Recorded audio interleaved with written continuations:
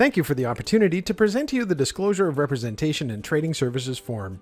As a professional realtor, Pamela Haas believes consumers should have as much information as possible, as early as possible, in order to understand their relationship with their realtor, as well as the responsibilities and duties that they are owed.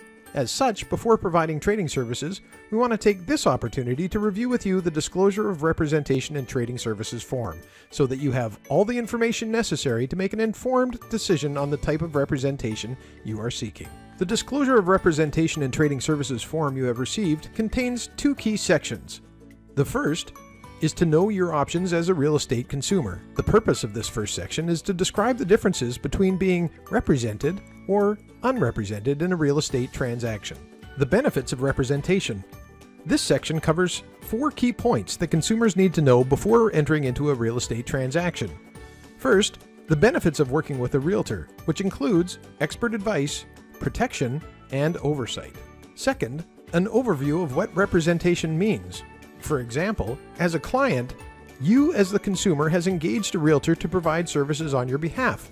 Your realtor will owe you special legal fiduciary duties, including undivided loyalty, avoiding conflicts of interest, disclosing material information, and protecting your confidentiality. Third, an overview of what being unrepresented means. An unrepresented consumer will have no agency relationship with the licensee, which means your realtor is not working on your behalf in the transaction. Your realtor may still provide some limited trading services, which include providing general market information and standard forms, helping people to correctly fill out paperwork, and presenting offers and counteroffers. But they cannot offer any advice. If you choose not to have a real estate professional represent you, you are considered to be an unrepresented party. You are not entitled to the special legal duties a client receives. No loyalty. The real estate professionals involved in the transaction may be representing clients with competing interests to yours. They must be loyal to their clients and not to you. No duty to avoid conflicts. No real estate professional is acting in your interests. No full disclosure. The real estate professionals involved in the transaction do not have a duty to disclose all relevant information to you. No confidentiality. The real estate professionals involved in the transaction must share any information you tell them with their clients. And the fourth and final point, in British Columbia, real estate professionals provide their services through licensed companies known as brokerages. Depending on how the brokerage operates, you will be represented as a client in one of 2 ways. Most brokerages in British Columbia operate under designated agency. In designated agency, the relationship exists between the client and their designated agent from Royal LePage Desert Oasis Realty.